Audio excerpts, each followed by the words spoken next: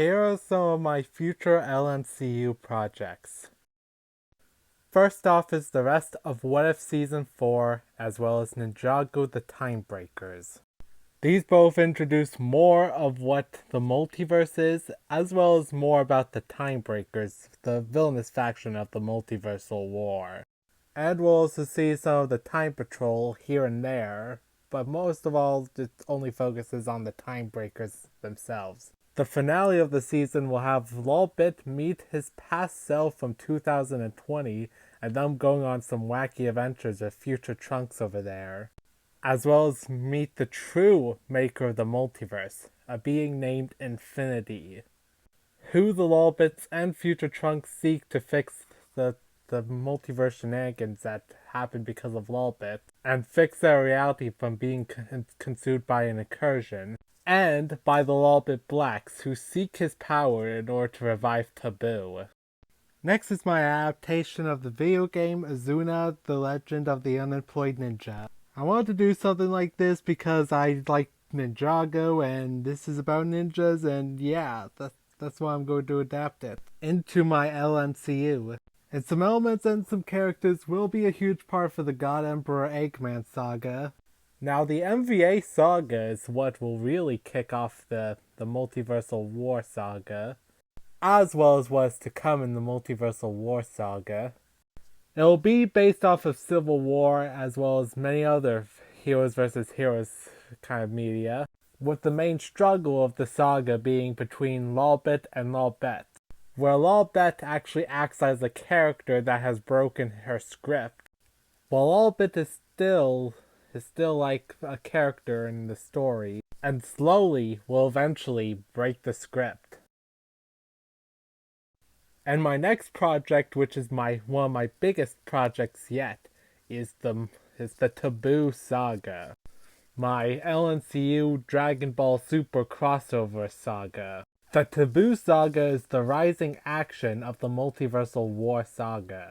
And here is where Lolbit will meet Goku, and both will be enemies at the beginning, but they will slowly become allies and even best friends by the end, with Goku actually acting as an older brother to Lolbit Ninjago. And the saga will also have huge character development for Lolbit Ninjago. And the ending of the Taboo saga will lead into the next biggest project, my biggest movie I think I have so far.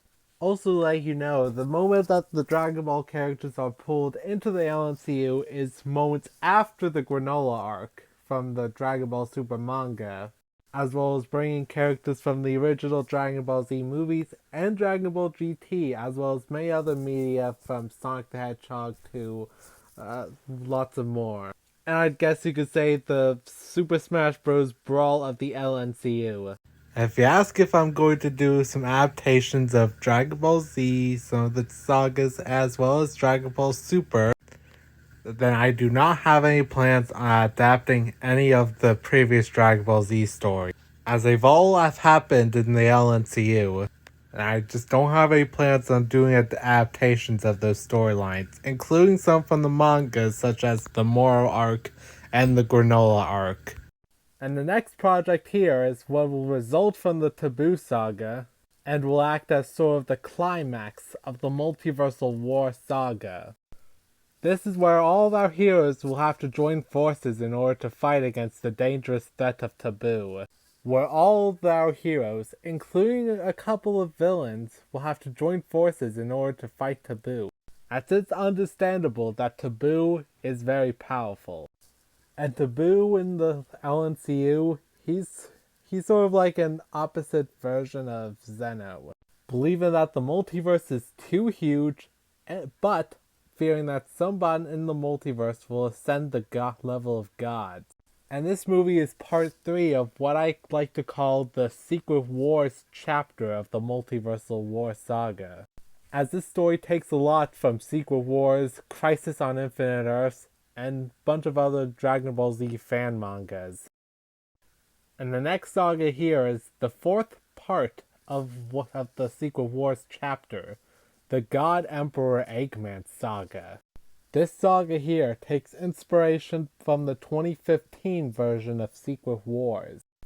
But Dr. Eggman takes the role of God Emperor Doom, where Eggman takes the broken worlds that were destroyed by the incursions and rebuilds them into his own image, named a reality named Battle World.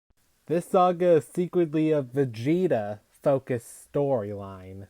And this movie here is the following action of the Multiversal War saga, and will lead into the resolution of the Multiversal War saga. And after that, my next project after that is Lolbit Ninjago the Movie 6, War for Battle World. The resolution of the Multiversal War saga. And I have a pattern with the last Lolbit Ninjago movie being Fall, and then the sixth one, War. This takes a lot of inspiration from 2015 Secret War, just as the last God Emperor Eggman storyline had also been inspired by Secret Wars. With Eggman once again serving as the antagonist in this movie.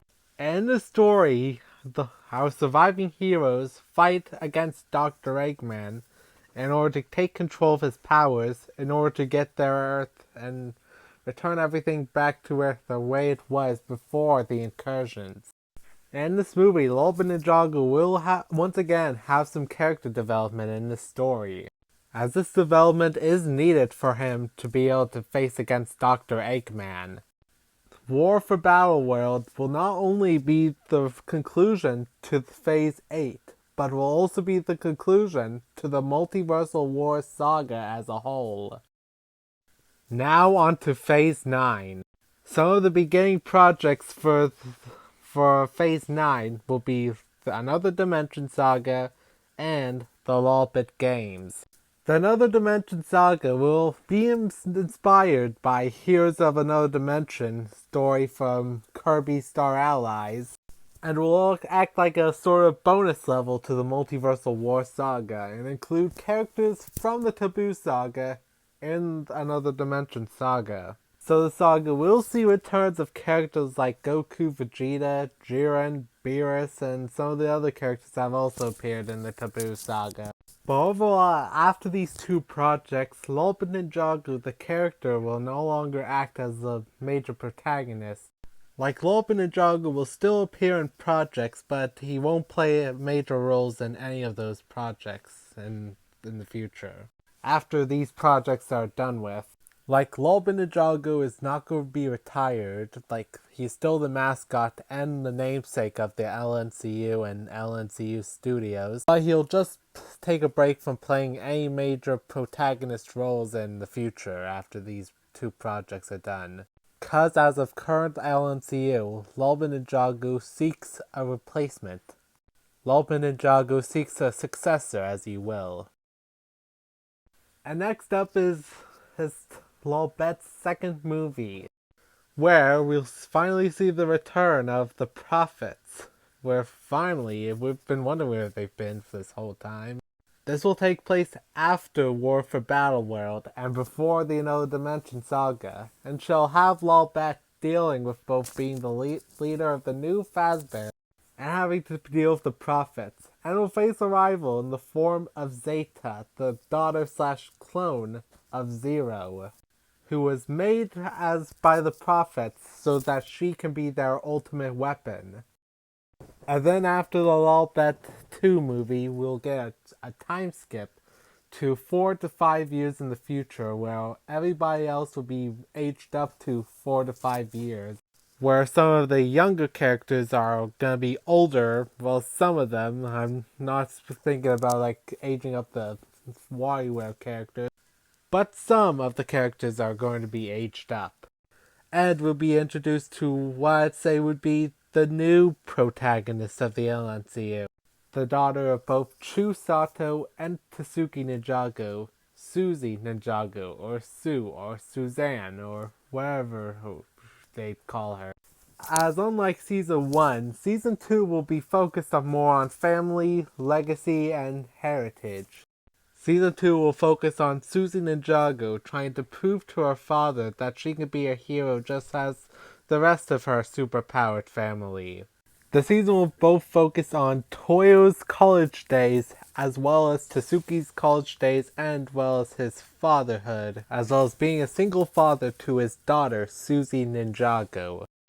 And here's who I'm gearing up to be the new protagonist of the LNCU, Lolbit's successor, as you may say. And some of Phase 9 will actually be her story on how she risen up and become a hero just like the rest of her family. And in Phase 9 she'll inherit both her father's incredible powers as well as her mother's great intelligence. And she'll show a lot of character development in Phase 9. And will also have major focuses in Phase 9 projects. This next project is a sort of change of pace from the rest of the other projects. This is called the Emerald Contest Saga. And this saga is where many lesser characters from Dragon Ball Z will debut in the season. Some already included in the poster are Pan, Piccolo, and some that will also appear, such as Krillin and Android 18. And this saga, the characters such as Susie, Toyo, Tatsuki, Frederick, Jenny Bats, Tipflol, Gohan, Goten, Trunks, Pan, Android 18, and Krillin are going to compete in a tournament for the Chaos Emerald. And the Emerald Contest will be held by Lolbit Ninjago, Piccolo, Lloyd, and Lolbit, and also have Lakitu as the sort of guy that picks up people that fall off the tracks in Mario Kart. So basically, Lakitu will be a referee, as you will. This saga will both take place after Toyo and Tatsuki Season 2, as well as Dragon Ball Super Superhero Movie. And the different rounds for the Emerald Contest Saga will both have an art contest, Mario Kart arc, as well as a Mario Party-esque game based off of Patrick the Game, as well as the Ninjago Crystallized simulation that is canonically made by Lolbit Ninjago and WarioWare in the LNCU universe. That's based off the events of Ninjago Crystallized, and we can see some familiar and old faces in the simulation. The first arc will be the Mario Kart arc, where this poster here is based off of Mario Kart, the Mario Kart poster for the Super Mario Bros. Movie. And this arc will have tracks based off of DS Mario Circuit, Wii DK Summit, Waluigi Stadium, and a bunch of tracks based off a bunch of tracks such as Airship Fortress, Bowser Castle 3 from both the SNES and GBA games. And last off, a chase sequence against Nitrous Oxide from Crash Team Racing, and we'll have a battle on Rainbow Road based exactly off of the Super Mario Bros. Movie, which was my favorite part of the movie, by the way. And for the saga's antagonistic roles, I wish to see the return of both Crux and Achronix, the Time Twins from Ninjago Season 7, the Skullkin, and the Dark Alliance.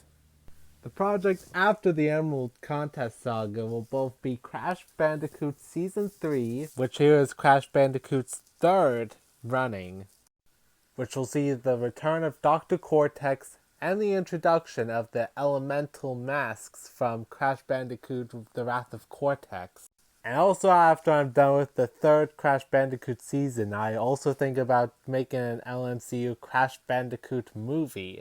This project here will take place between the Emerald Contest Saga and the next project that I have coming up. Dr. Entropy was teased back in Season 2 of Crash Bandicoot the series, and won't be shown much in the Multiversal War Saga, but so, Season 3 of Crash Bandicoot the series will be his time to shine, and will show him as a formidable opponent to Crash Bandicoot. And then directly after that is the events that I would like to call the Entropy Saga, where it'll have Entropy as the main antagonist, and will introduce the variants of Lolbit and Susie named Zeno, Lolbit, and Zeno Susie. And this saga here will be the introduction of Dragon Ball Z and Super characters such as Videl and Gamma 1 into the LNCU.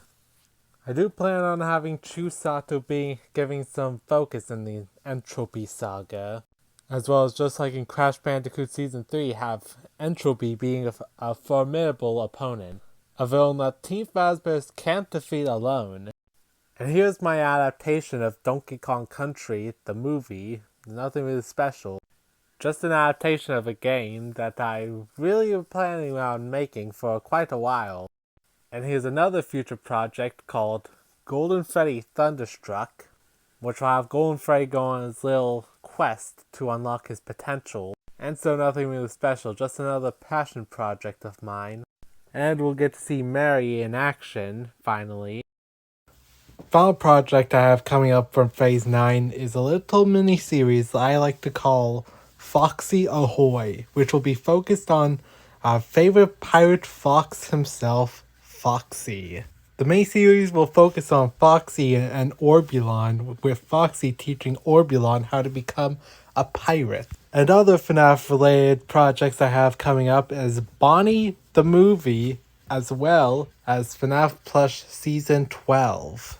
And on Ninjago related subjects, I am also going to be working on my adaptation of Ninjago Dragons Rising too. So yeah, that is all the projects I have coming up for Phase 8 and 9. The Lolbit Ninjago Cinematic Universe keeps on growing and growing, and I am cooking up a lot of projects in the future. So yeah, I'll see you guys next time. Bye!